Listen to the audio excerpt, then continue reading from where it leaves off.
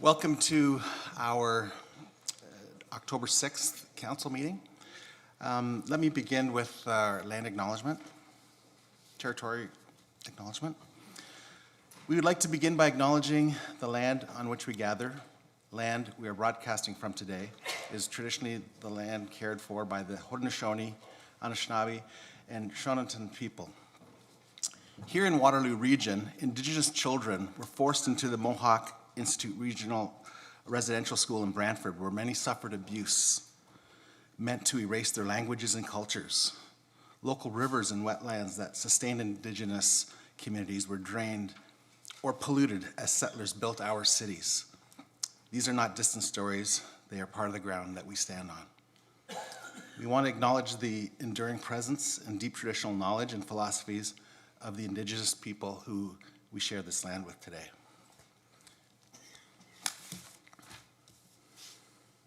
Moment of reflection. At the beginning of this council meeting, we pause to think about the needs of our community. May we show wisdom and compassion in all of our decisions. Let me ask if there is any disclosure of pecuniary interest and the general nature thereof. Seeing none, can I get a mover for approval of minutes? Councillor Freeman, and seconded by Councillor Wright. All in favor? That carried. Okay. So we're going to go to staff reports. Sorry? The approval of minutes. We just did that. We're going to move to staff reports. So we have a Waterloo Park Plan update, and we have a presentation by Annalise Sangster.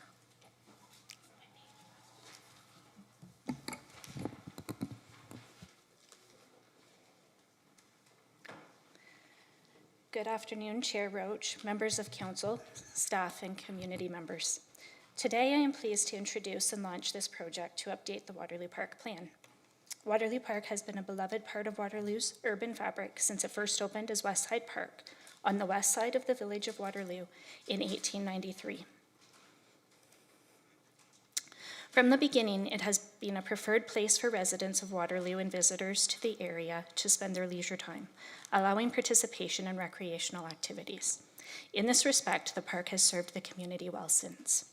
A master plan for improvements to Waterloo Park was first introduced in 1989, followed by a second long-range visioning plan in 2009. Reflecting on plan implementation over the last 15 years, the park improvements completed have made a noticeable difference in the overall park function and enjoyment of visitors. From how and where visitors choose to arrive to the park, thinking about the LRT corridor and Laurier Waterloo Park Station, as well as the new park frontage and entries along Father David Bauer Drive and at the Central Street Park entrance, to how visitors may navigate the park using the Central Promenade or any of the new trails and bridge connections found throughout the park. And finally, how visitors may choose to spend their visit along the new Silver Lake shoreline, at the splash pad, or at a playground. Given how much both the park and Waterloo have changed since 2009, it's time to update the park plan, looking ahead to development of a vision for the park to 2050. Since we began project promotion for the plan update earlier this summer, we have heard from respondents the following general themes: importance of maintaining the natural environment and the feel of the park, importance of social connections in community, the park being a place for well-being and culture, the need to provide accessible and inclusive spaces and facilities within, as well as operations and maintenance matters. We look forward to continuing to engage more in depth with the members of communities early next year. Once we have advanced through most of the planned community engagement, the project team will return to council in the spring with an engagement summary and will offer council an opportunity to share their ideas and insights for this project. The final report is expected to be made available in spring 2027.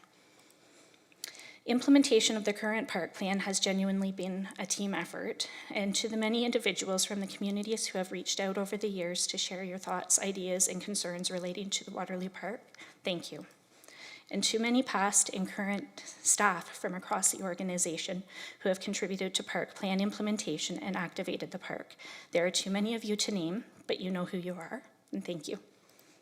And to council, current and former members, and especially councillors who served as council liaison to the Waterloo Park Advisory Committee, as Councillor Bodley currently sits. Thank you for engaging in the park details of park plan implementation. And finally, to current and former WPAC members, or Waterloo Park Advisory Committee members, I am grateful for the opportunity to have gotten to know each of you over the last decade. And I've seen firsthand your dedication, commitment, and the countless hours and contributions you have made towards implementation of the park plan, ultimately making Waterloo Park a great place for many in the community to visit. It's my hope and invitation to each of you to remain engaged in the plan update project as it continues to unfold. And in closing, I hope you have enjoyed the imagery showing bits of Waterloo Park's transformation from over the last 15 years. And at this time, I welcome any questions from council. You know, we actually have a couple delegations here to speak, and maybe we shall have them speak because some of the councillors' questions may be answered there. So why don't we begin with our first delegation, Gordon Gravel. Good afternoon. He has indicated a number of things which I'm also going to do. As she explained, really the purpose of the Waterloo Park Advisory Committee for the past 15 years has been to provide some advice and guidance with reference to the implementation of the Waterloo Park master plan. And that plan is going to be revised in the next little while. Consequently, the functional mandate of the Waterloo Park Advisory Committee is now really expired. So this is an opportunity to sort of say some final words. And in particular, there are three groups that we would like to thank. The first one, that the members of the committee who are very proud of all the accomplishments that have gone through the park, and you've seen a number of the examples in Annalie's presentation. So we're really pleased with how that's worked out. And as a result, we want to extend our sincere appreciation to not only the current members of council, but also to the previous members of council for their steadfast support of the continuous enhancements of the park, thereby ensuring that the park remains and is an excellent outdoor sport and recreational facility, and is indeed the jewel of the city, not only for today, but for the future. Secondly, we wish to thank the staff in particular, both past and present, with whom we've worked over the years, not only for their diligent work in assisting us and guiding us, but also for considering the advice and the recommendations that we put forward with respect to the numerous enhancement projects that have been implemented in the park to make it a better location for the citizens and the visitors to the Waterloo. Its use has grown exponentially, I would argue, over what it was previously, and that particularly was obvious during the COVID pandemic. And people came, they enjoyed it, and they keep coming back. So since the COVID, the COVID shutdown, we've really seen an enhancement in the use. And the third group that the current members would like to express their gratitude to is to the many past volunteers who have committed their time, energy, and ideas over the life of the current plan to assisting with the implementation of many of the stated objectives of the plan. And you are well aware, I'm sure, of many of the implementation and projects that have been put in place, so I won't go over those.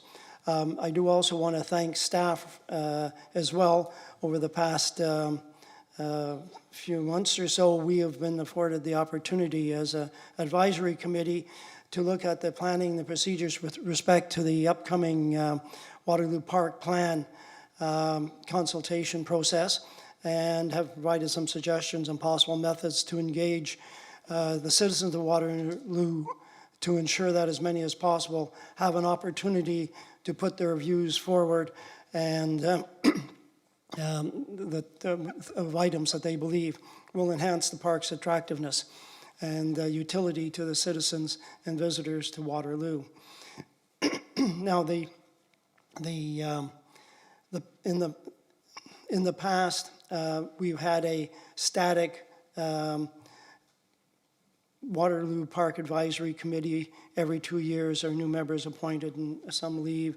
Some have stayed on for the full 8 years that they're allowed to. And they've tried their best to provide the best advice and most comprehensive advice, citizen advice possible. However, because of their limited number of voices, up to 10, and also the restrictive scope of the committee mandate and responsibilities going forward, the staff and council may want to consider a broader, multi-layered approach rather than a single long-standing committee with fewer members. And you can do this, I would suggest, either based on special projects that may occur in the park or areas of special interest, and that might be more productive. It's a way to get more citizens involved in providing a more comprehensive viewpoint and suggestions and advice concerning the issues around the park. So unless you have any questions, I just want to say thanks again. It's been an interesting ride. Thank you so much, Mr. Gravatt. We really appreciate your service. Do you have any questions from council? I just wanted to, as someone who's been around the table for very, very long, I did want to say thank you. It was really hard to believe when I read the report that we stood up the committee in 2009. So that was my first term of council, and I think Councillor McLean was probably on the committee when it first started as the Uptown Ward Councillor. And you know, there's been a lot of incursions into that park that have given extra work to the committee, and they've willingly taken it up the helm. Things like the LRT, and what did the fencing look like, and how would the corridor work, and the leaving of the zoo, and the changing spaces and places for different accessibility. And the skateboard park, all of that, it's just, there's been so much that this committee has led, and I really commend everyone who has worked on it over the years, and staff too. I know that staff gave lots of kudos to the public, but I wanted to give some to staff as well. Thank you very much on behalf of the current and former members. I know it's been a pleasure for all of them, and just an emphasis that whatever future involvement of the citizens of Waterloo, because it's their park, it's the people's park, their involvement in providing advice and the consultation is extremely important, and I'm sure that that will continue in some form. Thank you very much. Any further comments, questions from council? Thank you very much, Mr. Gravatt. We have Hannah Gardner.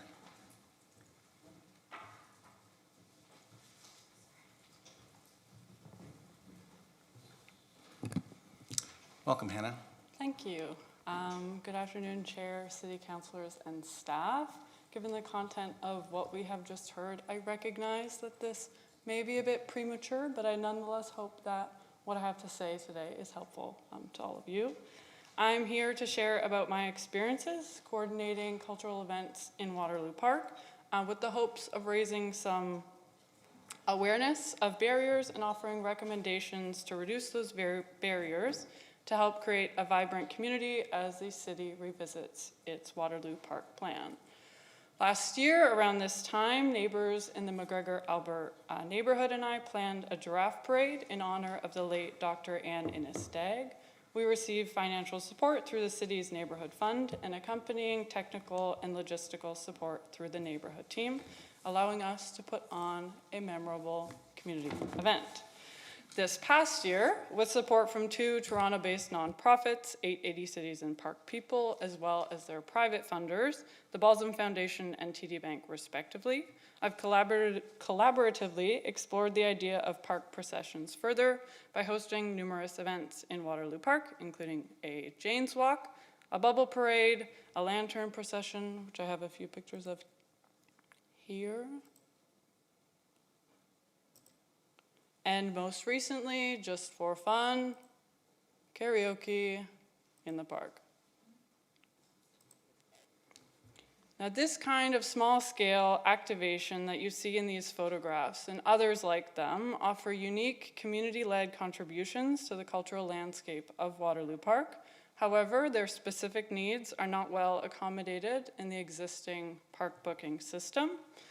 I knew that in organizing these events outside of an endorsed city pathway, that the helpful logistical and technical supports we had received for the Giraffe Parade would understandably not be extended to these events. But I had not anticipated the many times my questions seemed to fail to produce any resonance with City of Waterloo staff or simply have nowhere to land, given these events seem to occupy an unclaimed space between arts and culture, neighborhoods, and parks and recreation. There were challenges in the process, for instance, related to procuring music licensing rights within the park, a space for which in tandem representatives advised that the city has sufficient existing rights, or to request to consider renting alternative park spaces, and not just those designated for picnics, which were dismissed. I can sympathize with staff trying to manage workloads, but what is for them adhering to their respective team mandates is very easily experienced on the other side as disinterest, that such events are more of a burden to this community than a welcomed addition. This, I want to stress, is not a matter of individual faults. Rather, a shared goal of enlivening our local park requires a shared system, which does not currently exist. A small event meant for the whole community is categorized and offered the same almost non-existent level of support as a private family picnic, which does not make much sense, at least to me. The city's previous culture plan desired for a, quote, artful public realm, where whimsy and spontaneity are encouraged and public spaces are highly animated. And I believe that in taking steps to support small-scale community-led programming like this, we might come close to realizing this together.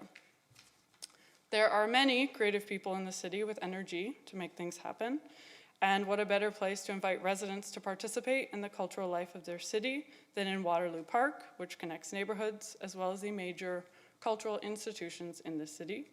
As the city updates its Waterloo Park plan, I would urge council to bear in mind the importance of small-scale community-led programming and to consider different infrastructures not only to support it, but to actually encourage it.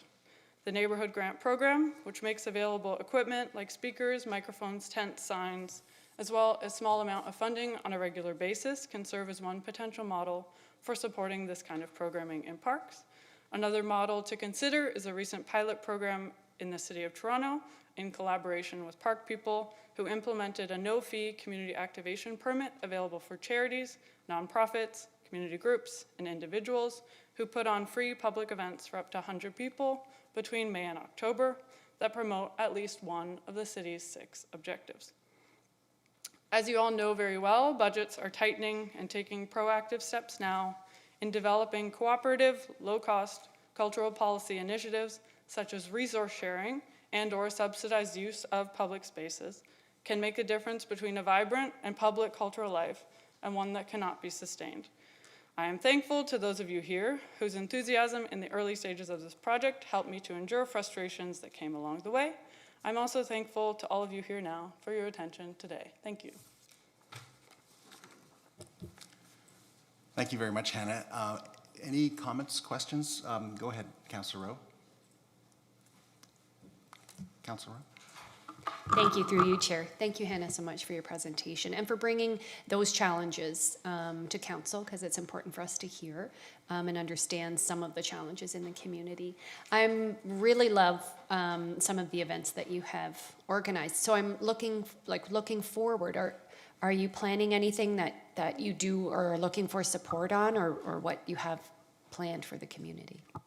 Thank you for asking. Right now, no. I'm taking a bit of a break. A well-deserved one. Thank you. Thank you. Thank you, Councillor Rowe. Councillor Wright? Thank you, through you, Chair. Hannah, I also want to commend you on the activation and the energy and planning that is required to pull those sorts of things off. I really want to thank you for bringing forth the ideas regarding the permit system that Toronto has undertaken. I think that's probably a very valuable thing for staff to look at. And also acknowledging what is working well, which you had mentioned, the neighborhoods approach, you know, basically having a library of things that you can borrow for event making. So thank you very much for that. And I would welcome, maybe we can connect offline on this to figure out exactly what things we might be able to champion within the city. Yeah, I would welcome that. Thank Okay, you. Thanks.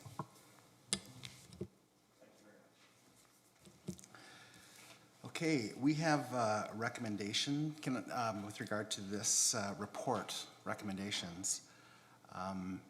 Council has seen the recommendations. Can I get a mover and seconder, please?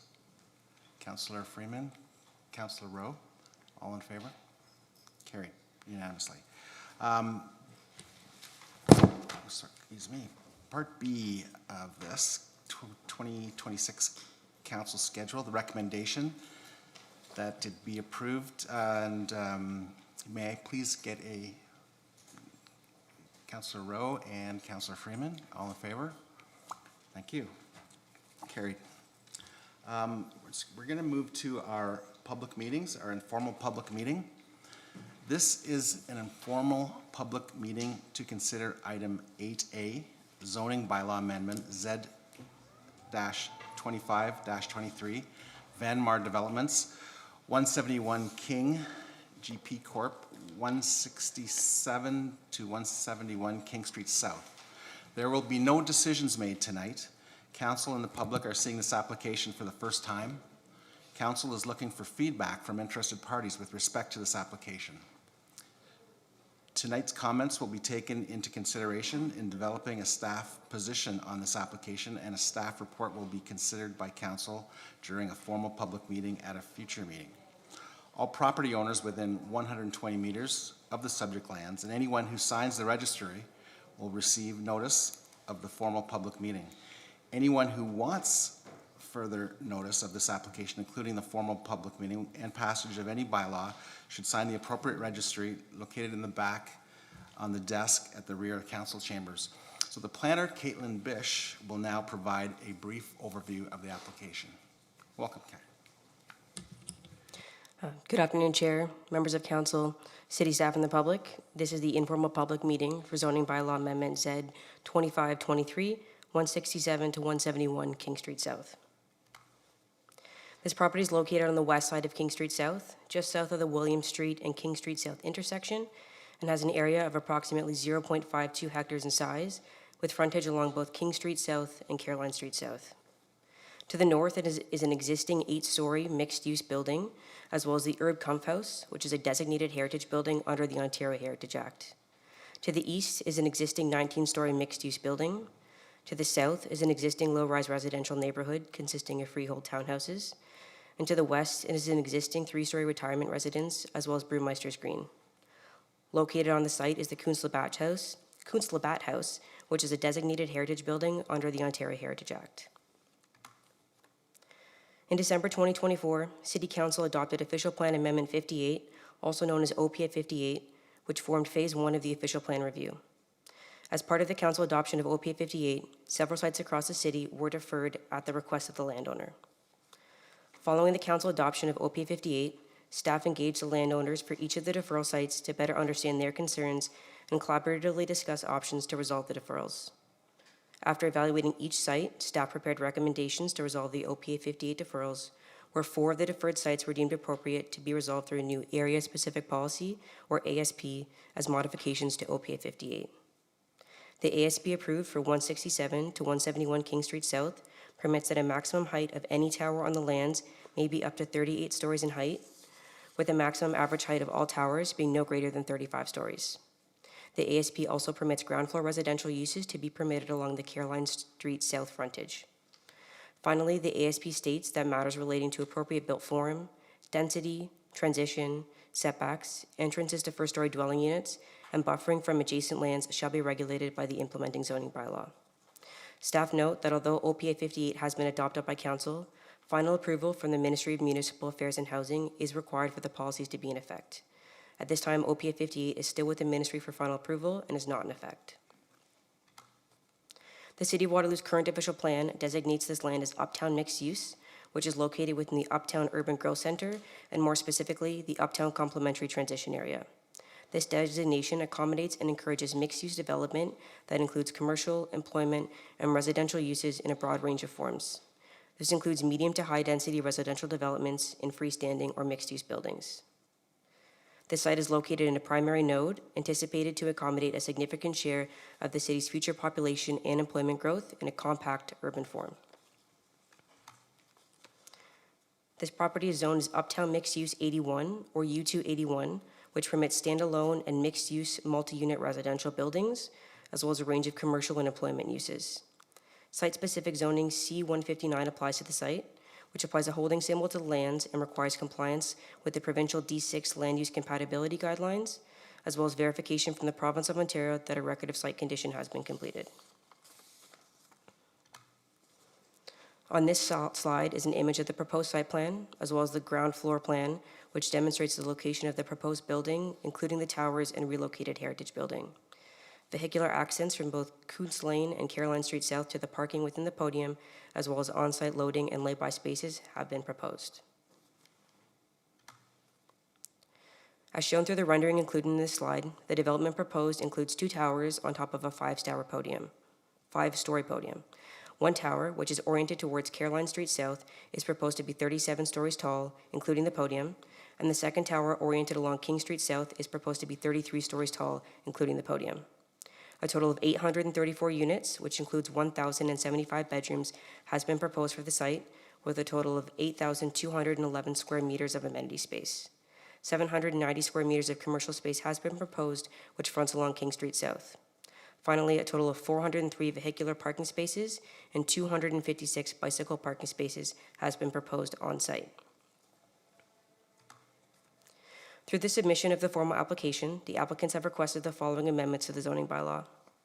An increased density from 750 to 2,250 bedrooms per hectare, an increased building height from 81 meters or 25 stories to 123 meters or 37 stories, a reduced street line setback from King Street of 4 meters and Caroline Street of 5 meters to 0 meters for both, a reduced lot line setback abutting a lane from 2.5 meters to 1.5 meters, a reduced height of the first story from 4 meters to 3 meters, specifically along Caroline Street, to remove the requirement to provide an at-grade outdoor area, to permit above-grade structure parking within 0 meters of King Street, whereas above-grade structure parking is prohibited within 15 meters of King Street, and finally to reduce bicycle parking from 570 spaces to 256 spaces.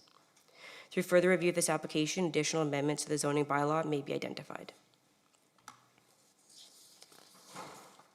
This slide lists the studies and plans that were submitted as a part of the formal application, which includes a proposed site plan, building drawings and elevations, shadow, wind, and energy studies, as well as a heritage impact assessment and transportation impact study.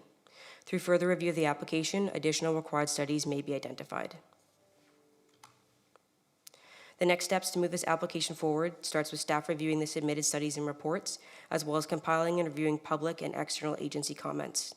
Feedback will then be provided to the applicant to allow them to refine their application and or resolve any outstanding matters, at which point they would resubmit and the updated material would be recirculated.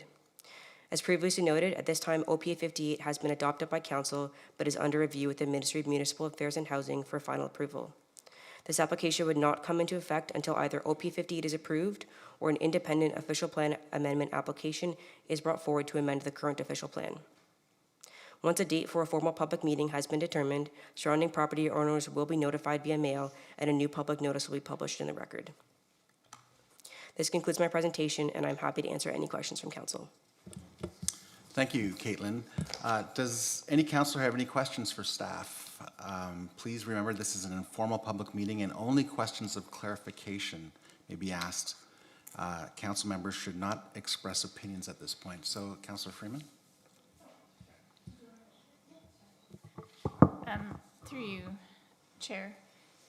I just hoping you can help unpack the OPA versus the ZBA a little bit more.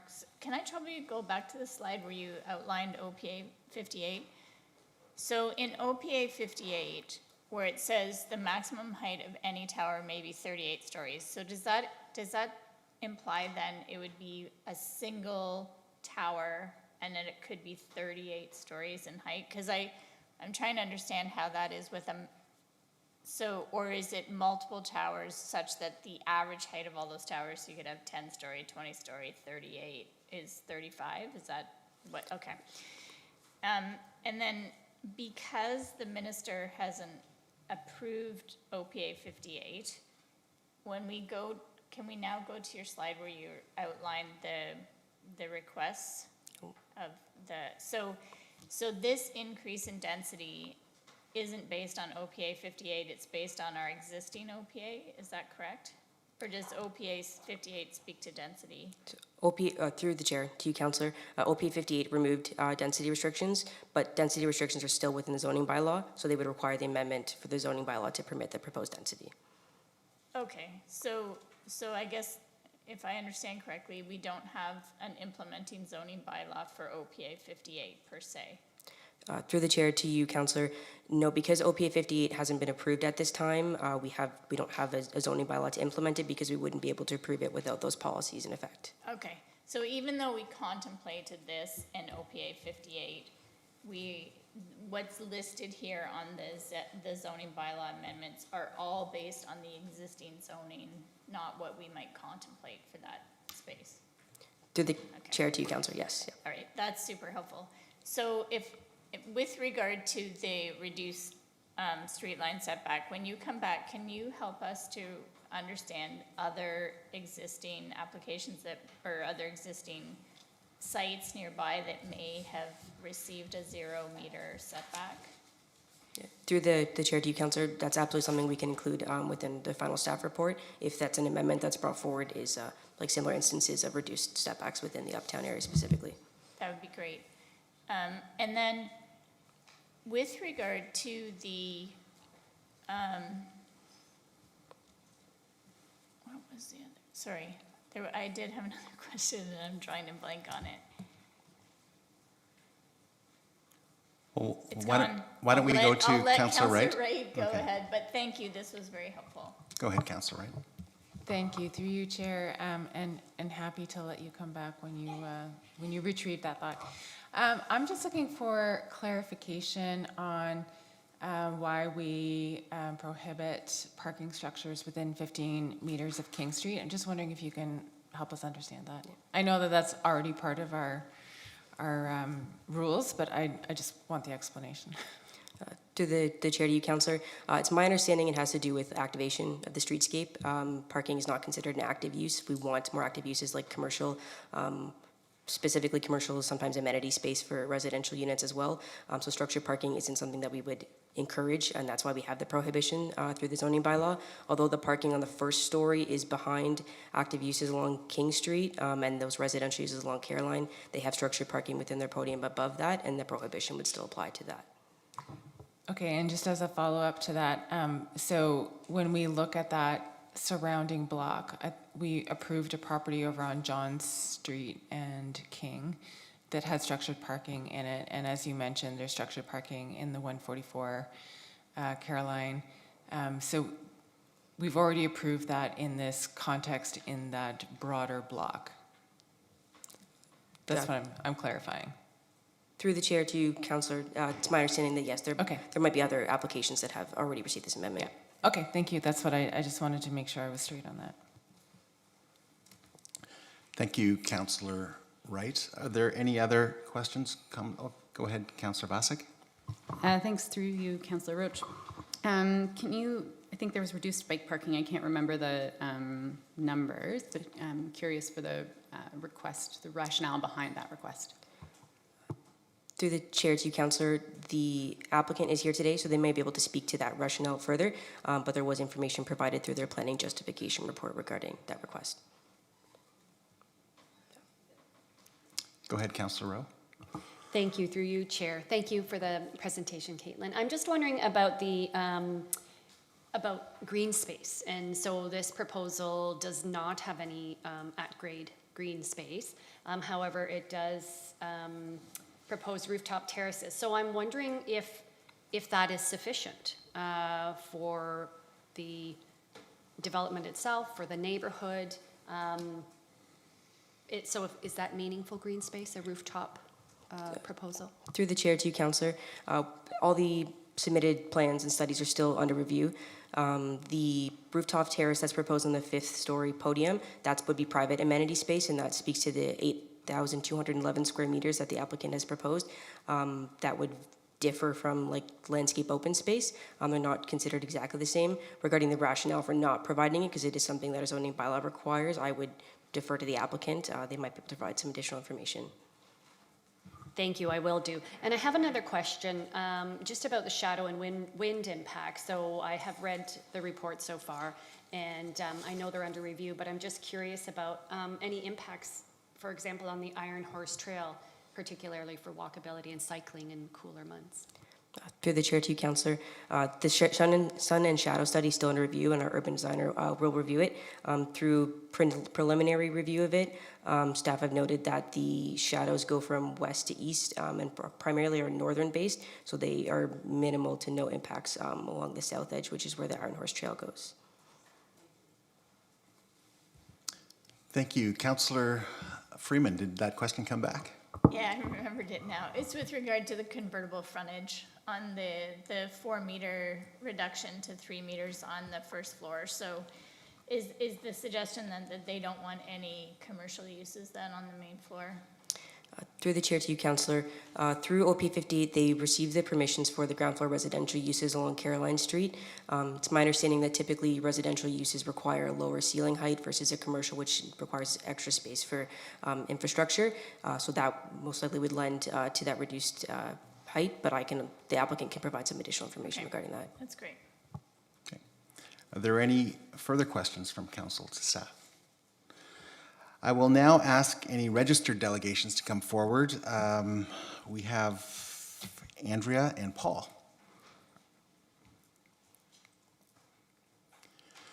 Welcome.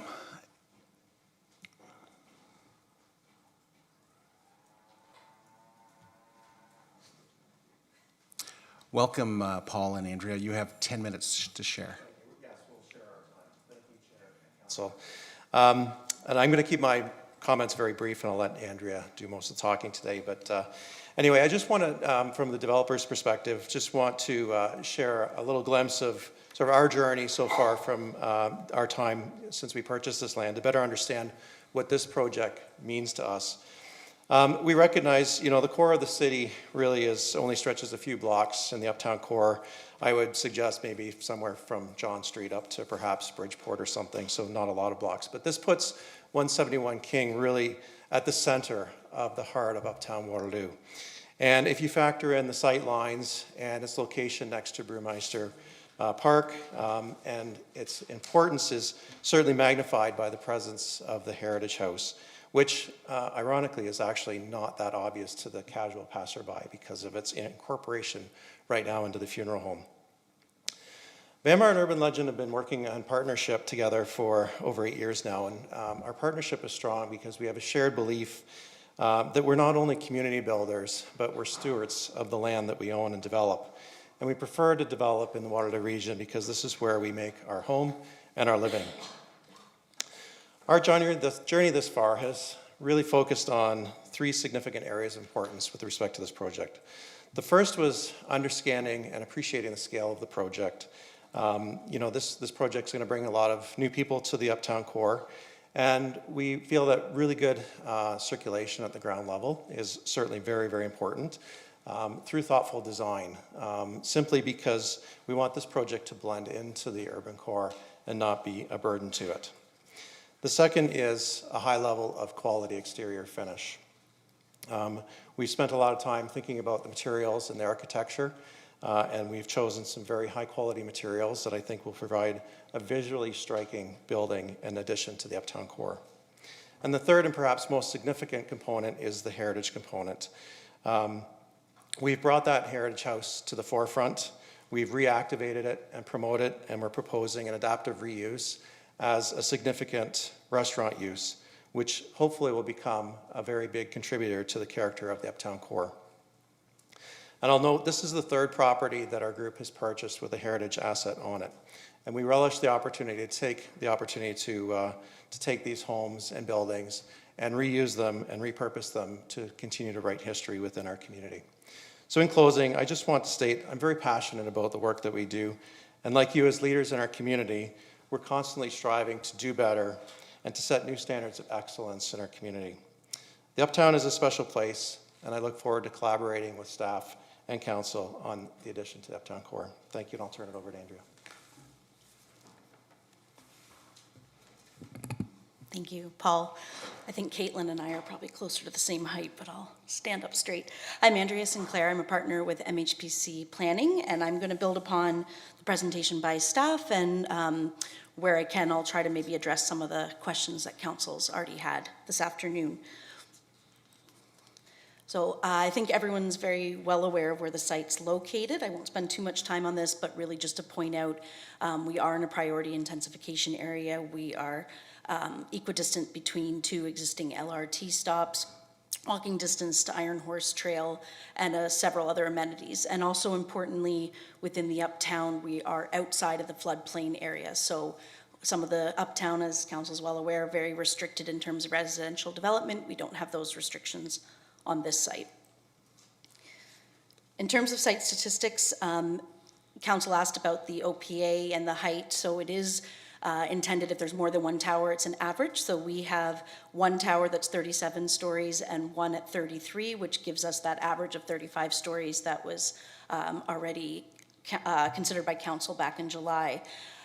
In terms of units, we have right now around 834 units. And for parking, I just want to mention that we're looking at adopting a shared parking model. It's something I can give more information to council on if there's questions about that, but it's something that Vanmar has successfully done in other developments, and it's really around making sure we're not building parking that's sitting vacant for most of the day. So I'm happy to elaborate on that if there's questions. And maybe on here, I'll just pause on the bike parking. So based on a number of existing developments that Vanmar has in the region, they've taken a lot of detailed data specifically on their bike rooms, and what they're finding is these are sitting substantially empty, and it's not because people don't have bikes, but it's because there's still a number of people that prefer to keep their bikes in their unit. No matter how secure you make them, they still get broken into. There's still those concerns, and what we don't want to do is dedicate huge amounts of space that could be better allocated to other amenities for rooms that are sitting partially empty. So that data was provided to staff. Obviously, we're still waiting for comments, but that's the reason for the reduction. We can look at things like private lockers as well, but it's really just to not be building space that's not being used in multiple buildings that are been recently constructed across the region. In terms of high-level overview, I think most of this has already been said, but I did want to mention that we've taken really careful consideration to design within the tower regulations of the existing zoning bylaw. So in terms of tower separation, maximum floor print, maximum tower length, we do conform with all of those regulations. I'm going to show another slide that better shows the ground floor along King, but there is proposed commercial along the entire ground floor of King Street.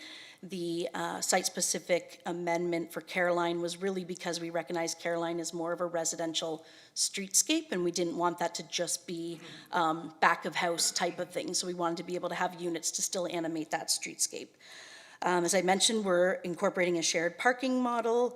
And then in terms of the indoor and outdoor amenity space, well, we've asked for relief from requiring it on the ground floor. There's a number of reasons for that. A big part of it being there's significant widenings being taken by the region on this site. But the rooftop amenity, which is at a level that doesn't have wind issues, is more than 2.5 times the amenity requirement of the bylaw. So in terms of indoor and outdoor amenity space, and I have more slides on this, we're expecting it to be very high quality and usable. This is a closer-up view along King Street, and what I just wanted to point out is the reduction in front yard setback is for the upper levels of the podium. So you'll see that below that, we have 2 full stories, the retail units and then residential units above those that are still stepped back. And that's reduced setback is from the new property line post-widening. So as I mentioned, the region is going to be taking significant widenings on King and Caroline. They're in excess of what was taken on Circa next door. So we're trying to sort of deal with that, and this is one way that we think still creates that dynamic streetscape, but allows us to make the building work. And then you'll see the relocated Heritage House, which is proposed to be adaptively reused, and I'll get into that in a bit more detail. This is the rendering along Caroline Street, so you'll see the residential units as well as large open lobby area. As already mentioned, the reduced ground floor height is really only for the Caroline Street frontage. King Street still will have the taller commercial height. And then the entrance to the structured parking is really recessed from the street. In terms of heritage, I do have Vanessa Hicks here with me today. She's one of our senior heritage planners, so if there's really detailed heritage questions, I'll probably ask that she come up to the podium. She'll be able to answer them better than I can, but one of the really key attributes of the site is the Kuntz-Labatt House. Vanmar has multiple properties with either within heritage districts or with heritage buildings, and it's really was seen from day one as an asset to the site and something we wanted to keep, but also meaningfully reuse as part of the project. So the key attributes that were identified through the heritage report that we've prepared are being retained. The house is being relocated to a more prominent location on King Street. Vanmar has worked with a structural engineer to make sure the building can actually physically be moved without damage to the building, and that's all been reviewed. And I'll just go to the next slide. Vanmar has been working with architects and has been reaching out to various local restaurant owners. That's really the ideal use for this building. Is we think it would be a fantastic restaurant on this site, something that allows the public to come in and see the building. And these are just some preliminary renderings of what that kind of repurposed building could look like on the inside.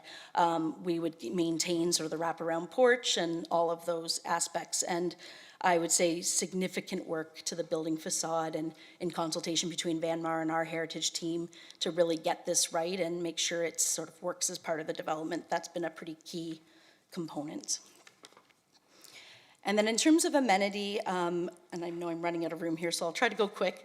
I just wanted to note through Vanmar's projects, they really focus on high quality amenity, but also amenity for kind of all stages of life. So these are some examples from other projects.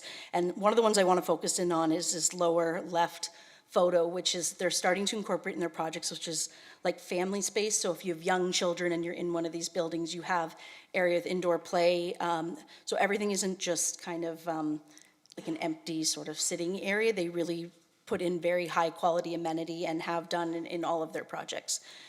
In terms of outdoor amenity space, here's some examples. So this is a recent rooftop proposal with outdoor fitness equipment. They incorporate active uses, recreational uses. So as I mentioned, it's significantly more than the minimum requirement, but it's also going to be more than a couple of chairs on a rooftop patio. And I'm happy again to elaborate on some of this. And because I know I'm over time, briefly in terms of overview of planning merits, it's in the right location. We're retaining and adaptively reusing the heritage resource. We're going to animate both King and Caroline Street. There's a number of sustainable design elements that we're integrating that I can elaborate on later, but I'll leave it at that. Thank you. Thank you so much, Andrea. Does council have any questions for this delegation? Go ahead, Councillor Vasek. Thanks through you, Chair Roach. Thanks for answering the question about the bike parking. I had a follow-up question about that. So that makes sense that people would prefer to keep their bikes in their unit. That I get that. And it looks like there's like maybe every unit will have a balcony. So that is a spot where people could put their bikes. But do you, and I know we can't prescribe this from council, but it's out of curiosity and if this makes sense to discuss through site plan. But are there any places you can design the actual units to keep the bike in? I'm thinking about winter. Of course, you probably can drape something over in the winter to go out onto your balcony if you're a winter biker. But yeah, so can you incorporate that into the inside of the design? You can, and most of the times the units will have sort of a front closet space that meets the overall dimensions that you need for a bike, or you can have hooks within the unit. So there's other things that can be done. It's something that I know in Kitchener, they've been allowing some of the bike parking to be in bike rooms, but some to be accounted for in the units themselves for the same reason that not everyone feels comfortable leaving a bike. And as I mentioned, other, like people can also, we might be able to look at some storage lockers and things like that that are a bit more secure than the open bike room. But the zoning is a little bit restricted on what counts right now for bike parking. Right, got it. Anyways, lots of possibilities. Front foyer may be hard if you have, like if you're building for families and then it can fit one bike, maybe one person's bike can fit in there, but the kids' bikes can't, and like, what else can you put in? In any case, sounds like there's lots of creative options. Your extra information about the restaurant, and you said that restaurant owners, you've been working with restaurant owners to sort of conceptualize how to use that space that sort of highlights the merits of the heritage building, which is really interesting. I was going to say cool, but that wasn't like an opinion on your application. It's just like something that's I haven't heard of before. It's kind of cool. And there's lots I haven't heard of. Anyhow, have you also, other than consulting with restaurant owners, have you also consulted with heritage advocates or heritage staff here to talk about what they might see as interesting in that space? Or is it just you want a restaurant there, so you've consulted with restaurant owners? So I think through Mr. Chair, so as Caitlin's mentioned, we still are waiting for comments back. The zoning of the site would still allow a full range of non-residential uses, so it doesn't have to be a restaurant. There may be opportunities for other uses or partnerships where some of the space could be used for various things. We're just in the early days. We just really saw it as it kind of like this would be a perfect spot for a really great restaurant.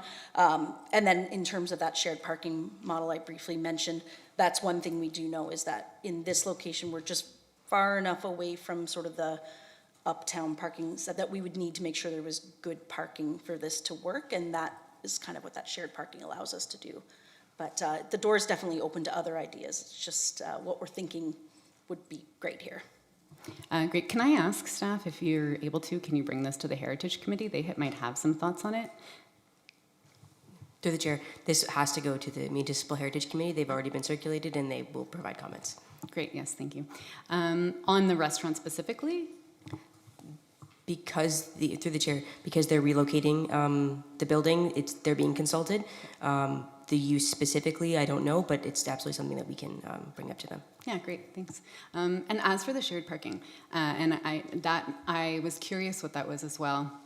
I thought it might be between tenants or residents, but it sounds like it's also between the restaurants, patrons, and also residents. So I just want to highlight that it's we would need to consider accessibility rationale for parking at that site, so we definitely need it for accessibility reasons.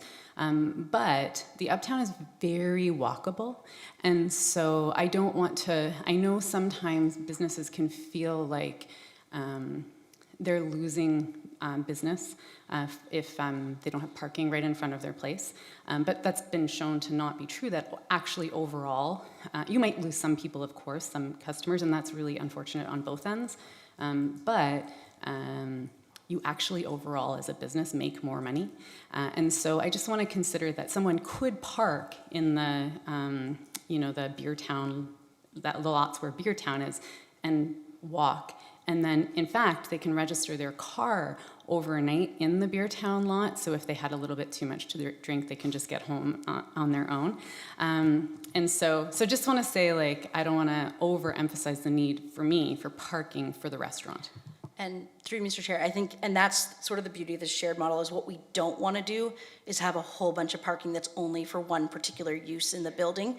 And the way it works is when the residential is not being used, that parking becomes available to anyone, so even public parking. So if there's an event happening at the adjacent park and the public needs more parking, they can actually use the parking within this building. Van Mar's doing it in Station Park. It's been working really well. It's something I know Paul can give more detail on, but we think it'll work well here because when you start specifically assigning the parking, then, we know during the day the residential's basically sitting empty and it's just wasted space. And then absolutely with the renovations of that building, we'll have to make sure there's accessible entrances in, and all of that's being carefully considered. Thank you. Councillor Wright, go ahead. Thank you, through you, Chair. I just have 3 questions. So the first is regarding the enhanced streetscape. So the existing property does not have many trees. It has a couple of flowering trees, which are pretty fantastic in the springtime and then kind of unremarkable the rest of the season. But I just wanted to talk about what is proposed. There's no landscaping plan included in the reports that I found, at least not a separate one. You do talk about it in the, a little bit in one of the documents. But I'm just wondering if you can kind of walk us through what that enhancement is, considering that you have constraints from the region's right-of-way there. So just take us through that a little bit so we can better understand it. Yes, thank you, through you, Mr. Chair. So, yeah, landscape plan will be required, obviously, as part of site plan. It's hasn't been submitted at this stage. There are restrictions, as council is likely aware, in what the region will allow within their right-of-way. We've had some success with trees. We've had some instances where they won't allow the trees. So we will be looking at what we can do kind of within our property itself. As you can sort of see on the rendering, these trees would be within our property as opposed to the region. We're also looking at what we can do on that rooftop podium, because there you can use planters to kind of get the soil depths. And then we're also looking at, and something that we've, that Van Mar's done on their project, is where we can incorporate some green roofs as well. They won't be, you don't go out onto them, they're not amenity, but just areas of roof that aren't being used for amenity, looking at how we can incorporate some of that to just overall kind of reduce the heat island effect, which we are already doing just with the amount of surface parking currently on the site. So it's a bit early days still, but it is something that we want to make sure it's an attractive streetscape along King, but it is tricky on these sites where you really have these big widenings. And Yeah, I understand the constraints of the right-of-way. But there's also the Caroline Street side, and right now there's nothing, like it is a tree-barren stretch of road there. And so I'm just thinking about that too as a potential opportunity, especially if there's planters that might work there effectively. So just keeping that, and knowing that you have got the parking oriented coming off of Caroline and you need to preserve your sight lines, et cetera, just, wherever it might be possible. Yeah, I think, and we definitely will look at that, and we're hopeful that there is some opportunity. As you said, it might be planters as opposed to street trees, but whatever we can do to kind of soften that streetscape from what it is today. Okay, thank you. And then the second question I have is regarding the Consulate House. Houses generally don't do fare very well structurally when they stay vacant for a period of time. So that really concerns me. I know that, with this you would need to lift the house up and move it onto a new foundation. So I'm curious about what length of time the house would stay vacant, and especially if it takes some time to get from, approval of a project like this to the point when you're actually working on construction, that there would be some interim use planned for that building. Do you know what the plans are there? I'll sort of attempt this, and then Paul might be able to, or Vanessa might be able to add to it, but there will be, through site plan requirements for sort of an entire conservation plan, and all of those very important details to be considered. As an example, using Station Park again as an example, you've got the Kaufman House there, and that has been vacant, but they're still running hydro, they're checking on it on a regular basis. It's been kept heat on, all those things to not have those issues through the various towers. So in terms of the timing of moving it, I think, and maybe I will give Paul or Vanessa to allude, because I'll just... Through you, Chair. Yeah, the timing is really undetermined, but we do know for sure the house has to be moved first, because it is sitting more or less right in the middle of the site at the moment.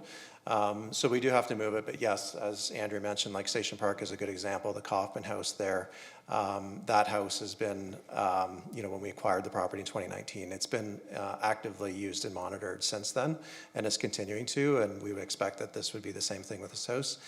There are a lot of requirements in the, just from a heritage standpoint in terms of monitoring, vibration monitoring while we're constructing in that, so it will certainly be taken care of for sure. And in terms of interim use, hard to say, it really depends on timing. If the project moves quickly and we have a housing market again, then that's probably not necessary, but if the market's slow and it takes a bit of time, then yes, we would certainly look at activating it for sure. Okay, thanks for that. And my third question really has to do with the market part of it, so you might want to stay. Sure. So, right now we have 8.5 months of condo supply, I think, regionally on the market. And I know the conditions are tough right now for condos. This is proposed as a condo development. And I'm just wondering if you could talk a little bit about, how this project fits for you in terms of pro forma, how you manage a project like this when things are so stalled in so many markets. Through you, Chair. It's a really good question. It's a question I get asked a lot, probably more so, when's the market coming back? And I'd like to say, part of the reason we're bringing forth this project now is it does take a lot of time to work through these big projects and get them planned. So, time is on our side, I guess, at the moment, given that the market is stalled. As to when that market comes back, I think it's anybody's guess. I would say rationally, from putting on my economic hat for a second, the market will come back when the delta between resale housing prices and new housing prices starts to collapse a bit. Right now, we're probably about $100,000, $120,000 gap. That has to close, and there's only two ways that can close. Either resale market increases in prices or new homes can drop, and the only way we can drop our prices is if our costs go down. So, and there's a number of variables that go into that, and the only way that new housing prices can come up, really, and we're going to start to see this as our supply of new houses stops, because the industry stopped constructing, that will slow down supply, and as demand continues to sort of eat away at that supply, it will naturally start to rise prices. So as that gap starts to close, and it doesn't have to close completely, but as it starts to close, we'll start to see new houses start to be constructed again. And that's really, but in terms of managing our pro forma right now, it's very challenging. Traditionally, you would sort of do your pro formas based on the, market conditions at the present time. If we do that, it doesn't look too good. I can tell you that. It doesn't look really good. So it's very challenging as a developer right now to sit here, hold land, try and get it approved, carry the cost of that land, and hope for a better day. Thank you, that's all I had. Thank you, Councillor Wright. Councillor Rowe? Thank you, through you, Chair. I just have a couple of questions. I'm wondering about the unit breakdown, 1 and 2 bedrooms, and I'm wondering if there's any consideration there for 3-bedroom units, as we're seeing that request certainly across the city. Sure. Through you, Chair. Absolutely. 3 bedrooms are in the cards. We've proposed 1 and 2 for now. There is an opportunity always to do 3 bedrooms, and unfortunately right now, when we're doing our conceptual design, we obviously have a lot of changes that will come to the project as we work through things with staff. And unit mix is traditionally one of those things that changes as well. So there's a good opportunity for us to do 3 bedrooms for sure. Yep. Great, thank you. I was just going to, just to add one comment. So what council may have noticed is the bedrooms, because the city measures density in bedrooms per hectare, if you start adding more 2s or 3s, then your density changes. So what council may have noticed is that the density we're asking isn't the same as what's being shown on the plans, and that is so that if we end up adding more 2s or more 3s, we're not having to come back and amend the zoning again. So we've built in that flexibility. Great, thank you so much. I'm also wondering if you can talk a little bit about the sustainable design elements that you mentioned earlier. I start? Sure. We'll just keep doing this comedy show. So number of elements, one being, so the bylaw requires that you do EV ready, so having the conduit in the parking. So Vanmar automatically does not just EV ready, but significant number of EV chargers, so that's one thing. They do smart building, and Paul can maybe elaborate on sort of what exactly that means. One of the things I mentioned is we're looking at incorporating some green roof, and then just extremely efficient sort of heating, cooling systems, you know, as well as all the typical LED lights and Energy Star appliances, those things, but sort of the smart building design and EV chargers are some of the other things that we're doing. And if there's anything I forgot. Yeah, I'll just add, just on the energy management side, all of our buildings now are smart buildings. So there's a total building management system that's incorporated in to the buildings that allows management of the building to monitor all of the equipment and usage to maximize utility usage, or minimize it, I guess, depending which way you want to look at it. Thank you. My other question is just about the heritage. The other building at 171 King, I understand from the heritage report that it is not considered a heritage site because of significant, maybe you would like to come forward, because it has been modified, I understand. So I'm just curious if that will just be flatly demolished, or if there's any plans for any salvaging of anything in that building. Thank you. Through the chair and members of council, I'm Vanessa Hicks. I work for MHBC and I'm a heritage planner. Thank you for your question. And yes, we have considered both buildings on site.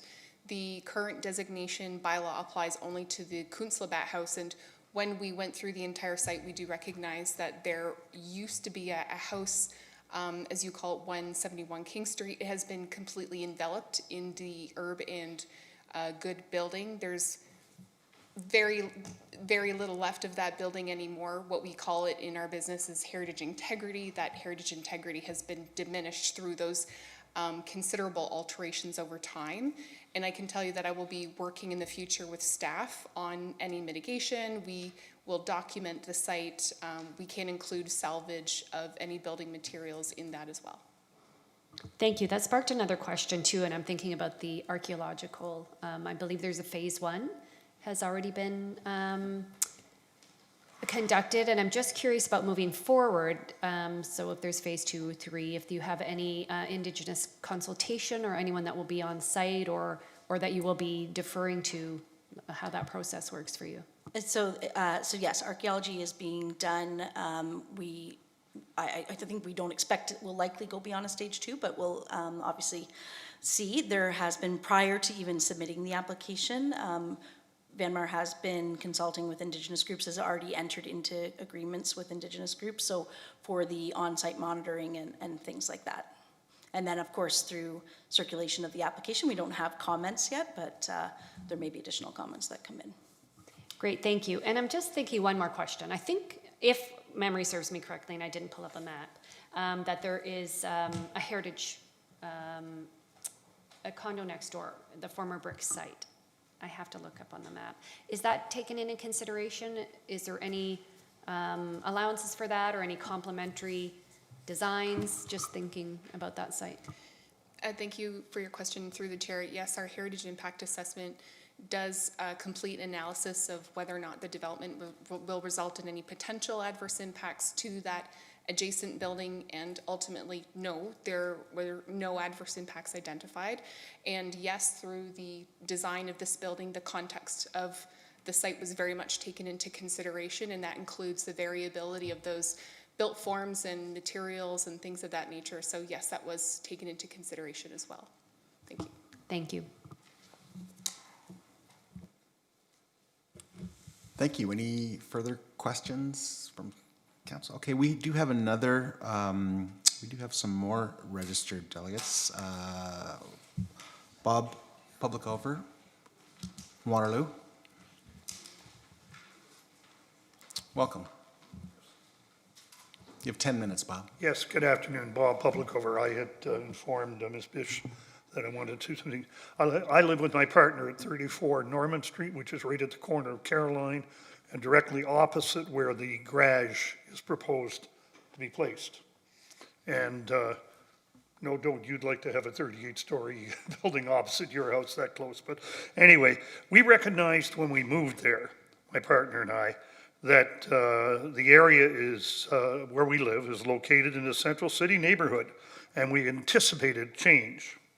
You know, and our neighborhood is a continuum between Mary Ellen and Westmount. And it's walkable to uptown services, including the Iron Horse Trail, the LRT, the Princess Theaters, the Waterloo Library, and so forth. At the same time, though, however, we've had to deal with the noise caused by 4 a.m. and 6 a.m. food deliveries, garbage collection, and noisy carpeting trucks in the evening from the 4-story long-term care home across the street at 100 Caroline, and it abuts one side of this proposed development, adjacent to where Van Maar plans to put up the 37 and 33-story buildings. Fortunately, we've been able to work out some of these issues with, in fact, all of them, with Chartwell Management. Now, based on our experience living in the area for 8 years, we agree with the assessment of Max Kerrigan, senior planner with the City of Waterloo, and he wrote, and I quote, "It is my opinion that the site is a generous size for a single tower, however, too constrained for 2 slab buildings." That is contained, that comment is included in the planning and justification report for the City of Waterloo on page 90, section C2, Charlie 2.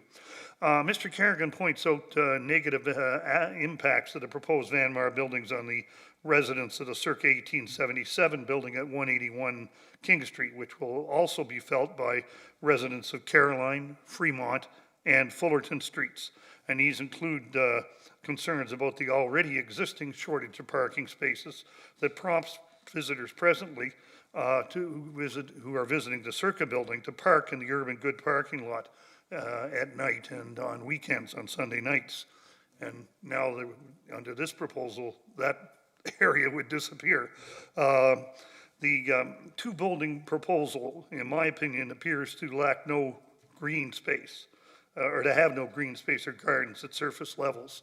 Green space for residents is fine on the 5th floor or wherever, you know, on the roof of the podium, but it doesn't do anything for the existing neighbors. You know, you can't even see it. Now, we're concerned about the timing of council's actions on this file. It appears to be driven by deadlines that are set by the federal government for applying for federal housing funds. However, the mayor herself stated to the Kitchener-Waterloo Record that 4,300 housing units approved by council have not yet been built. And indeed, we see this story that I'm holding. I'd be pleased to provide it to everybody. This is a story from the Record on October 3rd, saying that the city council here agreed to allow the demolition of 19 houses, former houses that have been boarded up for several years, owned by development firms who've decided in their judgment that this is not the time to build buildings of this scope. They've made the decision. I guess they believe Donald Trump when he says he's going to destroy the Canadian automobile industry. I guess they believe that Doug Ford's funding cuts to post-secondary education and the 90%, I say 90% reduction in foreign student visas will result in fewer students looking for houses, and there'll be fewer faculty looking because there won't be courses there. They're going to reduce substantially the course offerings at Conestoga, and that may flow into the university sector as well. So we see no rush to approve this development application. And one of the concerns we have was raised, is about the house. 19 houses there sat for years and years and ran down and became homes for drug pushers and various types of people in distress. How long will that house sit empty next to my home? How long will it be there, boarded up, empty, not used, and probably abused by such people? That's a concern. We need to work on that. Amending the bylaw to increase allowable density to suit this proposal removes the certainty that's an element of the planning process. It's a key reason for having bylaws and legislation. You set a firm legislative framework. So we are concerned with whether this is the right process. It seems that the developer wants to overdevelop the property because perhaps they paid a high price for the property. With the financialization of housing, we know that occurs. You could easily pay several $1 million for a property like that. I don't want to be a victim of somebody else's commercial decision. We wonder how long this process will go on before it's completed. Now, the proposed two towers will not, and it's my view, but it's the view of a lot of people, will not contribute to alleviating the current national and local housing crisis. The housing crisis, the nub of it, is a shortage of affordable homes suitable for families. And I don't know of too many families that aspire to raise their children on the 29th floor and have them play out on the balcony. You know, it's not the kind of housing that addresses the severe housing crisis that we have in this country and in this city and community. So the two towers would sit between Mary Ellen and Westmount, which are two very vibrant inner city neighborhoods. And I think they deserve support. You know, I enjoy living there. We love living there. We walk to all the facilities around the area. We know people, you know, it's a welcome central city area that many cities would envy. They would really envy having it. And I hope that, you know, we don't destroy the ambiance with, you know, two huge towers. So I thank you very much for your time. Appreciate the difficulty, you know, when we're talking about people contesting over property rights, you know, it's always sensitive, you know. It's never easy, but as I say, I challenge anybody in this room who says they'd really like to have a 38-story tower just across a normal-sized city street from their home. You know, I don't think you'll find too many. I thank you very much. And I hope we can accommodate something, you know, we can work to compromise. One building, first of all, would be a start, you know. So anyway, I'll keep talking because I'm a little worked up about it. Thank you very much. You have a couple minutes left. Yeah. Thank you so much, Bob, for your concerns. Would council have any questions for the delegation to begin with? Okay, go ahead, Royce.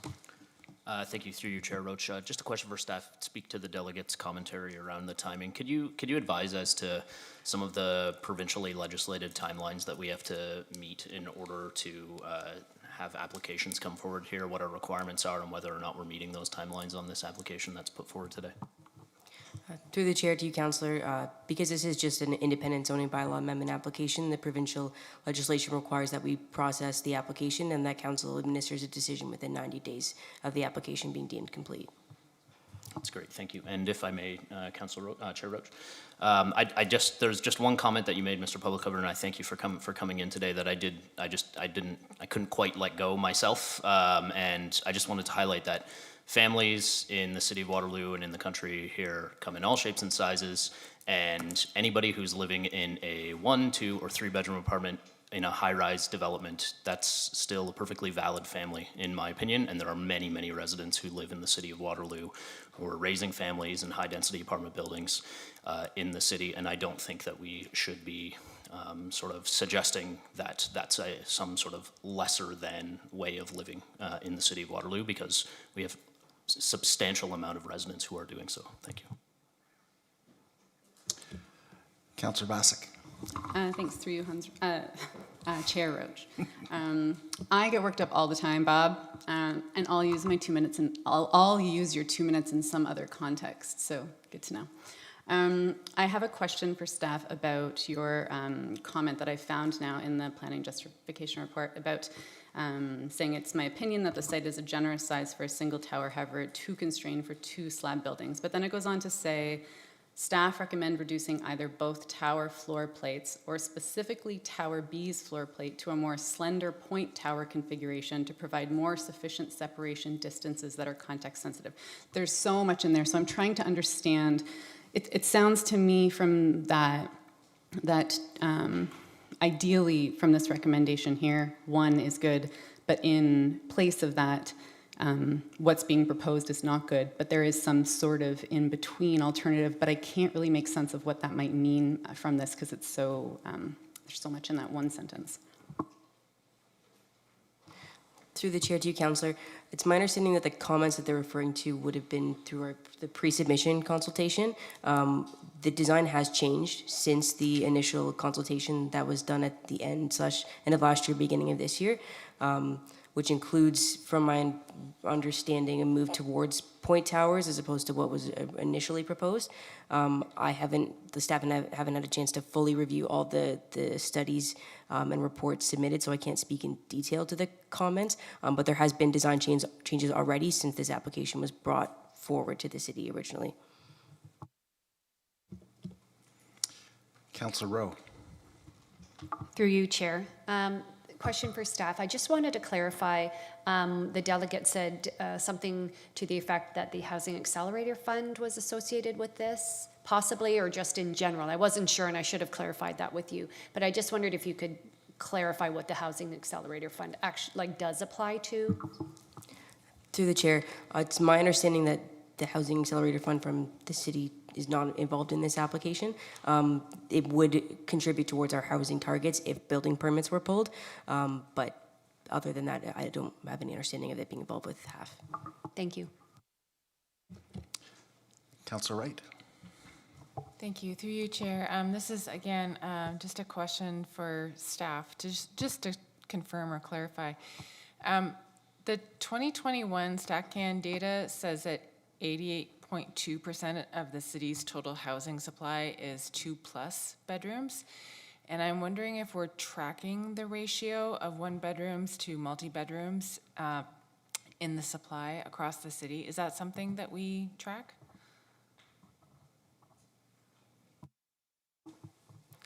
Through the chair, it's not something that I'm aware of. I do know that we did the housing needs assessment, and staff may have pulled some data through that. It's something we can certainly look into if that's information that we have on hand, and we can provide that to council.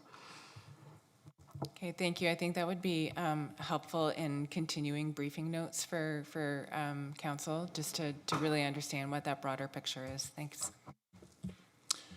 Thank you. Are there any other questions? Okay, we have another delegation. Jeff Bell from Waterloo. Welcome, Jeff. You have 5 minutes. Thank you. I live on Norman Street, about 35 meters away from the property boundary of the proposed development. I'd like to preface my comments by saying that my wife and I have lived in Uptown since 1982, so 43 years of lived experience here. We embrace life in one of the most vibrant city centers in Ontario. The small town in a big city feeling and lifestyle, and the ability to easily walk, cycle, or use transit to most of our goods and services. It's a dream place to live.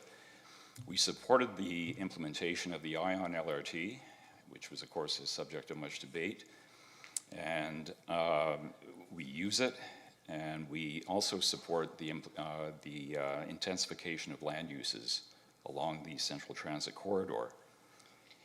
However, there's good intensification, and then there's not so good intensification. And based on the application as it stands right now, I think it falls into the latter category. I have a few interrelated concerns about the unprecedented height of the structure in Uptown, the density of the housing relative to the current needs for housing, the configuration of the towers, the setback on Caroline Street, and the residual effects of wind and noise. The height of the development is more suited to a location with a greater degree of separation from long-standing, existing, low-rise, low to mid-density residential areas. It even dwarfs the existing towers that have been built more recently along Caroline Street. To get a real sense of the mass, just walk out the front door of City Hall, turn to the left, look at the building at 181 King Street South, and imagine that it's twice the height. This is the type of mass that we're talking about on Caroline. Now, I could accept this proposal if it actually provided housing that addresses the current critical housing needs in the region, and we all know what those are. Space for multi-member families, downsizing seniors, young people trying to get a foothold into the real estate market. But despite its size, the applicant is asking to triple the number of bedrooms to allow 834 units with 1,075 bedrooms. Now, there's no figure given in the public documents, but using my elementary school mathematics skills, I broke that down into 593 one-bedroom units and 271 two-bedroom units, so that almost 3/4 of the development will be small one-bedroom units. I question the need for more towers full of one-bedroom units in Uptown. Moreover, about half of the two-bedroom units are smaller than 600 square feet, as shown on the floor plans that were in the planning justification report. Some of the units were significantly less than 600 square feet of space for a two-bedroom unit, which I really think stretches the definition of a two-bedroom unit to the limits of credibility. I have some concerns about the configuration of the two towers. As part of the request for an increase in the number of stories, the two towers will have different heights, with the tallest sitting adjacent to both the low-rise neighborhood to the west of Caroline Street and the four-story Terraces retirement home. It would make more sense to me for the higher tower to be adjacent to King Street rather than Caroline. Why? Well, for starters, if you look at the property, there's a significant change in the elevation from Caroline to King. King sits at a much lower level, so it would tend to reduce the visual effect of the tower height. The other reason is it just makes more sense to me to place the largest tower opposite a street that has green space, commercial use, and existing multi-story residential accommodation, rather than two-story low and mid-density housing in the Catalina townhouses and beyond across the other side of Park Street. Also, I think... Excuse me, Jeff, just to give you a heads up, you've got another minute. Okay, I did register as a delegation, but... Yeah. Pardon me? It's 5 minutes. Oh. According to the clerk. I was under the impression that it was 10 minutes from the planning staff I spoke to. For those delegations that come in after a certain point in time, it's 5 minutes, but... I was unaware of that, sorry. I will just briefly make then a couple of extra points. I'm concerned about the wind speeds that will be present around this building. And in association with that, I oppose the removal of the 5-meter setback on Caroline Street.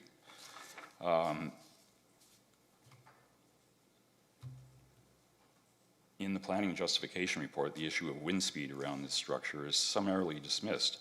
I quote from the report, "The proposed development is consistent with the existing wind environment." So on its plain meaning, that implies that the wind conditions around the current urban goods structures will be the same as the 37-story buildings, which just doesn't add up. I have several decades of lived experience walking, running, cycling, and waiting at transit stops around tall buildings in both uptown and downtown Kitchener. And I can assure you that the wind effects will be considerable on any windy day. And I've never sensed that the wind speeds around the existing buildings were ever mitigated by the design measures that are listed in the report, which is typically the podium for car parking with a slightly recessed tower.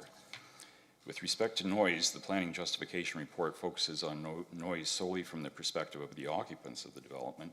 Based on my experience from the tower at 181 King Street, the bigger impact is on the neighboring properties, arising in part from residents in the towers using balconies and amenity space on the podium for entertaining, often quite late into the night. Since that building opened 5 years ago, I've discovered that on summer nights, voices carry an amazingly long distance with an amazing clarity, even with closed windows. Further, and of course I noticed in the architect's renderings that there are balconies, about 32 stories of balconies overlooking Caroline Street and the housing on the opposite side. The building design puts the parking and service entry directly opposite housing. What steps will be taken to mitigate noise and sound coming from waste removal trucks and other service vehicles, or even the cars that are used by the residents themselves, which seem to have a fair number of those loud mufflers with the backfire effect at 181 King Street. So I would again ask the council reject the request to remove the 5-meter setback on Caroline Street. So I'm done. Thank you very much, Jeff. Any questions for this delegation? Seeing none, thank you very much for sharing your concerns. Thank you. Is there anyone else present tonight who wishes to speak to this application? Please come forward. Just please provide your name and municipality of residence for the record. Hey, good day. My name is Igor Wright. I live in Waterloo at 181 King Street South. And I'd just like to say a couple of words regarding 181 King Street South position. 1 second, can you just repeat your name just for recording? Of course, my name is Igor Wright. I reside at 181 King Street South and would like to have a couple of questions or provide the side of view from the 181 Please go ahead, Igor. position. Thank you. So the biggest concern I have that the residents who have windows facing the William Street will lose access to sunlight, and the wind will be unbearable. The problem with the sunlight, there will be no sun coming into the windows on the William Street side whatsoever. There were earlier mention of the sunlight studies being made. Unfortunately, I couldn't find them on the Engage Waterloo website. It would be nice if they can be provided there as well. But all I can say, the distance between my window and the proposed window of the neighbor will be around 10 to 11 meters, which is frankly very low. In comparison, the distance between the towers is 23 meters, which is twice as longer. It feels like the privacy and the right to access to the sunlight is not being respected from the 181 King Streets. And it seems like the way the 181 King Street have been built, it's very hard to position the towers to respect residents of the older building and the proposed one. Since with the preposition, around 20% of the residents of the new building would have the same problem with the reduced privacy and the sunlight. Now I'd like to mention the wind state. I can tell you for sure with my experience, it gets very windy, especially in winter around 181 King Street. Having the two towers will also apply the wind conditions onto the balconies and the windows, and my concern is that the balconies will be hard to use because of how strong the winds are. I think we all heard about the famous Waterloo wind tunnel, which is near the Vincenza, between the Bauer buildings. It gets pretty strong. As a proposition, I'd like to propose to evaluate the cascade style buildings with the lower amount of floors facing the 181 King Street. This way, 181 King Street residents can have the privacy and access to the sunlight. Meanwhile, developer can retain number of the floors on the other side of the building from 181 King Street South. Thank you. That's all I want to say. Thank you very much, Igor. Are there any questions from the council to this delegation? No, thank you very much. Councillor Freeman, question for staff? Yeah, I was just following up on the delegates' comments around the wind study. And when I looked at the wind study, it said the results are in the appendix, but the appendixes aren't online. Through you, Chair, to Councillor Freeman, I've noted the same thing and have a note to contact the planning consultant and see if we can get a hold of those and get them posted on Engage. Thank you. Thank you. Is there anyone else present tonight? Please come up. Just state your name and municipality. We don't need your address. 34 Norman Street, so just so people know. I found it interesting seeing the pictures of the project up on the screen and elsewhere. Isn't it interesting that all we're looking at is about 3 floors or 5 floors? We're not looking at the 37 floors or the 35 floors above that building. When I open my front door every day, that is what I would see, the back end of that project staring me in the face, delivering wind. Wind issues are definitely an issue. You can walk anywhere in the area, and as soon as you hit Caroline Street, that's where you really notice the wind already. And I think the other thing too is, you know, you live in the neighborhood, you don't live with this building in isolation. You live with all the other buildings in your area.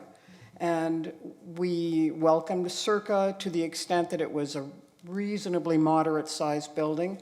We don't like the design of the building, but we live with it.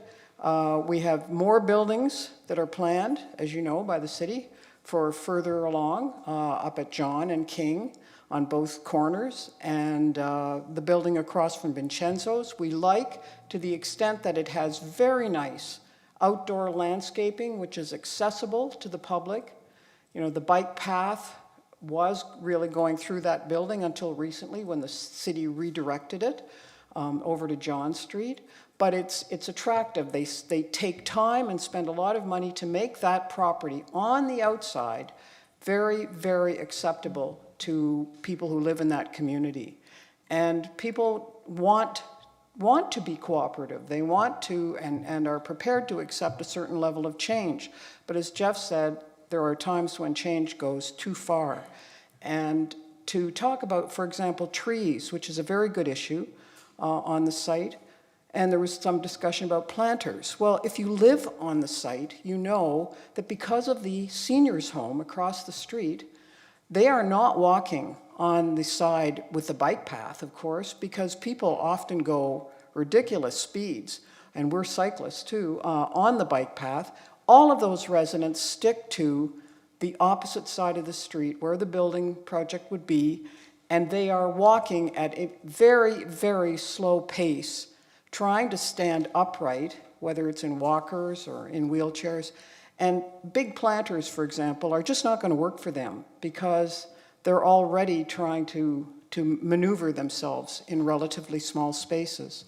So there are things about the area, when you live there, you know, people are parking already in the Urban Good parking spot. As soon as Circa went up, they posted no parking for 24 hours a day, 7 days a week signs throughout their entire parking area. And there are still people parking there every night, particularly on weekends, because I guess no one, you know, supervises it. But there will be people parking from the Circa site. There will be more people parking from the new project site. And where are they going to park?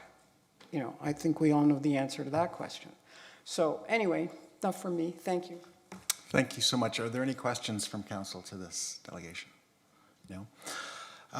Is there anyone else present tonight who wishes to speak to this application? If there are no more delegations, this informal public meeting is now concluded. Staff will review the issues and provide further reporting to council at a later date. We now move forward to consideration of notice of motion given at a previous meeting. None. Notice of motions, none. Communication and correspondence, none. Unfinished business, none. Any questions? Councillor Wright. Thank you. Through you, Chair. This question really comes from me reflecting further on Bill 5, which is Protect Ontario by Unleashing Our Economy Act. It was introduced by the provincial government in earlier this year. And our chief concern with that bill has been its potential impact on endangered species and natural heritage. And so I've been trying to think about where, as a municipality, we might have some control over the conditions that are imposed by the province. And one of the red flags, is the proliferation of invasive species. It gets a foothold due to favorable climate conditions where it can outcompete our native species. We're increasingly seeing fragmented ecosystems across our municipality. And so what I just wanted to ask staff is, what is the City of Waterloo doing comprehensively to tackle invasives? And one of the reasons why I mention this is because today there was an article citing the $50 million price tag in Ontario to tackle invasive species. And it's the buckthorn, it's the Phragmites, it's the Japanese knotweed. There's several varieties of invasive fish. Many of our freshwater fish, like invasive carps, goldfish, that could show up in our stormwater ponds and other bodies of water. So what I really want to know is, do we have a comprehensive plan to tackle invasives within the city? And, do we have a a measurement system that would be appropriate for tracking that. Is there anyone from staff who'd like to tackle that? Through you, Chair Roach. At this time, I would say I'm not sure, so I'd like to ask Robin Milner, Director of Parks, on some kind of a answer for your question. Okay, thanks. I would really appreciate that because I do think, you know, I've had chats about the park, especially Waterloo Park and invasives, and obviously we were hugely impacted by the emerald ash borer. Yes. Locally. I mean, we have a budget line that extends for years to manage those trees. So we are really being hit on the bottom line on invasives. I think it would really help us to see the big picture. Thanks. I will. Councillor Vasek, you have a question? Sorry, new business. My bad. Okay. All right. Any other questions? Okay, we'll go to new business. Councillor Vasek. Thanks. Through you, Councillor Roach. I just wanted to highlight 2 businesses from Ward 5. Last week, the mayor and I had a chance to go to Mama's Pizza, which is on Lexington by Davenport. They've opened a new location. It's a chain that started in Toronto. Great story of a woman-owned business from 50 years ago who she was both the chef but also the brains behind the business. So, a great story for women in business. Anyways, the pizza was really delicious. It was like gourmet, but also you could just take a slice out. So it was the best of both worlds. Also, this is, sorry to keep you all here, but I've never given any thought whatsoever to how they cut slices of pizza at pizza shops. That's amazing. I have so many questions now. Can we go back to 13? No, sorry.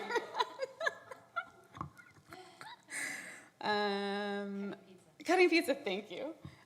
So it's like because they're all uniform slices, right? Like on a pizza you order at home, they can just quick, and you see that. But they're all uniform slices, so it's a giant slab, like it looks like a marble slab, and there's little ridges to cut. So you cut over top of them. I'd never seen it. Such an innovation. Anyways, great pizza. Second, it's Snuggler's Furniture. I don't know if any of you have shopped there before, but it's at the on Weber at Bridgeport, and they have, of course, their warehouse location on Marsland, and they celebrated their 50th anniversary, and it was a really beautiful testament to the owner, Christina, who her son made like a really nice speech and gave her some rose-colored glasses, is how she just was very persistent and saw everything through rose-colored glasses, even when she had a lot of pushback given to her. So really nice celebration of local entrepreneurship. Thank you, Councillor Vasek, for your cutting-edge new business. Any other new business?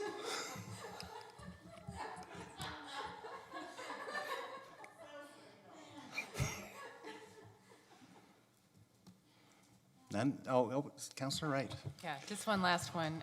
So big props to the city for helping with the street closure on King Street for the Mayor's Market, Mayor's Oktoberfest Market.